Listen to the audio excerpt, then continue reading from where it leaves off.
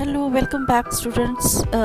Slavery glands को हम लोग डिस्कस कर रहे थे मेरे प्रीवियस ट्यूटोरियल में। आप इसका प्रॉपर रिव्यू देख सकते हो। आज हम देखेंगे causes of salivary gland disorder की अगर बात करते हैं हम लोग, अगर इसके बारे में हम लोग देखते हैं तो डिफरेंट जो है इसके अंदर सबसे इम्पॉर्टेंट मैं बात करूँगी। सबसे पहले कौन सा आता है? Poor oral hygiene. Poor oral hygiene क्या है? जैसे कि ये पिक्चर्स में आपको नज़र आ रहा है कि उसके मुंह की हालत कैसी है, कैसे टीथ हैं उसके। ऑब्वियसली इनसाइड भी उसका काफ़ी क्या होगा, उसकी हाइजीन जो है प्रॉपर नहीं होगी। ये कब होता है? जब हम लोग अपने दांत जो हैं प्रॉपरली नहीं क्लीन करते, हम लोग माउथ वॉश नहीं करते, हम ध्यान ही नहीं देते इस तरफ। तो रीज़न क्या होता है? उसकी वजह से हमारे जो स्लेवरी ग्लैंड्स होते हैं, जो स्लाइवा प्रोड्यूस कर रहे होते हैं, वो क्या होते हैं, ये जो पैथोजिन है, ये डिफरेंट पैथोजिन है, वो उसके अंदर क्या हो जाते हैं, पेनिट्रेट हो जाते हैं अंदर जो है हमारे ग्लैंड्स के अंदर।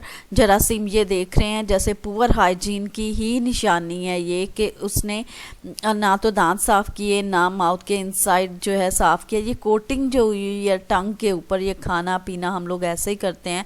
अब यही जो है फंगस बनकर हमारे उन ग्लैंड्स को जो हमारे स्लाइवा प्रोड्यूस करते हैं, जो नॉर्मल नेचुरली जो है एक प्रोसेस बना हुआ है, जो सिस्टम बना हुआ है, उसको क्या कर देता है? डिस्ट्रॉय कर देता है।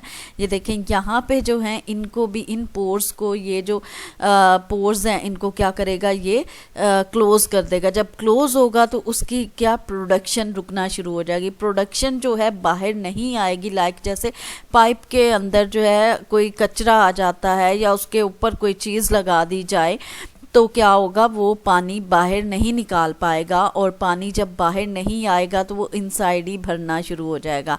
ऐसे ही क्या होगा कि वो जो स्लाइवा है, जो म्यूकस है, वो इनसाइड ही क्या होगी, वो प्रोड्यूस तो होगी लेकिन बाहर नहीं निकलने की वजह से वहाँ पे क्या होना शुरू हो जाएगा।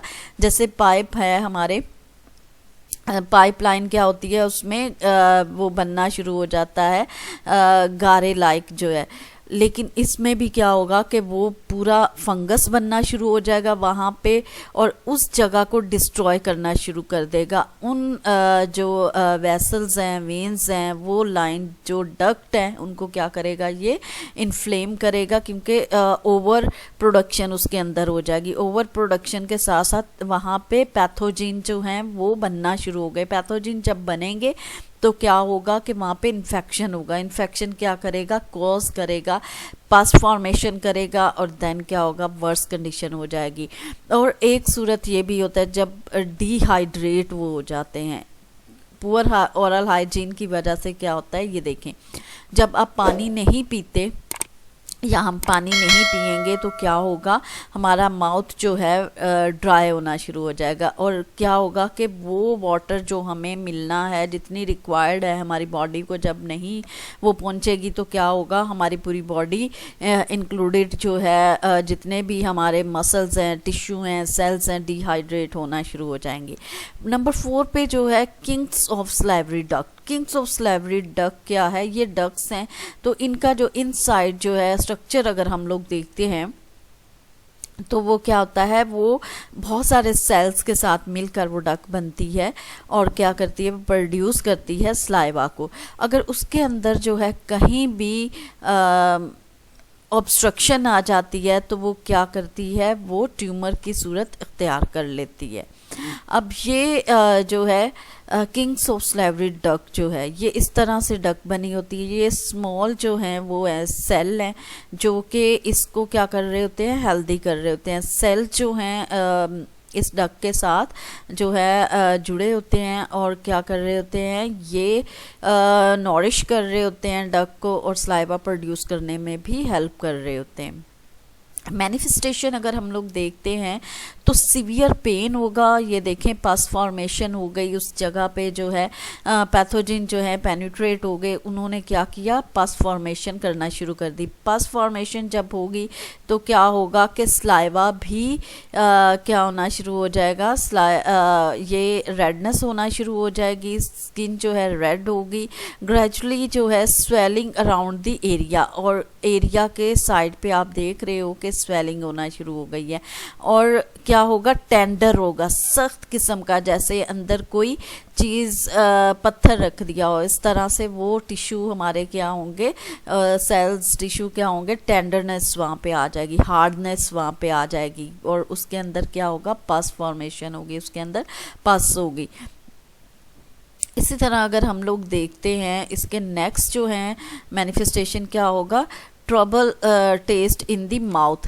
माउथ के अंदर क्या है, बहुत ज़्यादा उसको क्या होगा, टेस्ट की उसको बिल्कुल पहचान नहीं होगी कि क्या टेस्ट है, या किस तरह से वो खाना पीना उसका जो है सही नहीं होगा। तो अगर वो टेस्ट उसको सही नहीं लगेगा, जैसे कोई भी चीज़ खाता है उसका टेस्ट उसको अच्छा नहीं लगेगा, उसको कड़वा लगेगा, या उसका टेस्ट ख़राब होगा। ट्रबल और पेन ओपनिंग द माउथ, जब माउथ वो खोलेगा तो क्या होगा, ऑब्वियसली उसको क्या होगी, पेन होगी, और क्या होगा, सही से चबा नहीं सकेगा, च्युइंग नहीं कर सकेगा, निगल नहीं सकेगा खाने को, और उसी स्वेलिंग की वजह से उसको फीवर होगा, चिल्स होंगे, यानी कपकपी आएगी। और जो है अगर इसको जो है इसकी प्राइमरी केयर प्रोवाइड नहीं की जाती, अगर हम अपने माउथ को प्राइमरी केयर प्रोवाइड नहीं करते, अपना ओरल हाइजीन को मेंटेन नहीं रखते, अपनी ओरल हाइजीन गुड नहीं रखते, तो क्या होगा, हमारा माउथ क्या होगा, हाइड्रेट होगा, उस पानी की कमी आ जाएगी, और क्या होगा, सलाइवरी ग्लैंड्स को जब प्रॉपरली वो क्या होंगे, हाइड्रेट नहीं होंगे, नॉरिश नहीं होंगे, तो वहाँ पे डिसऑर्डर होना शुरू हो जाएंगे। ऐसे ही हम देखते हैं कि मेडिकल मैनेजमेंट क्या है, ग्लैंड्स को डॉक्टर के साथ एज सुन एज़ पॉसिबल आप रजू करें और अपने माउथ का मुआयना करवाएं अगर आपको लगता है इस किस्म की कोई प्रॉब्लम आ गई है, और अकॉर्डिंग टू डॉक्टर ऑर्डर वो जो भी कहते हैं एंटीवायरल, एंटी बैक्टीरियल, जो भी एंटीबायोटिक्स वो स्टार्ट करते हैं उसको स्टार्ट करें।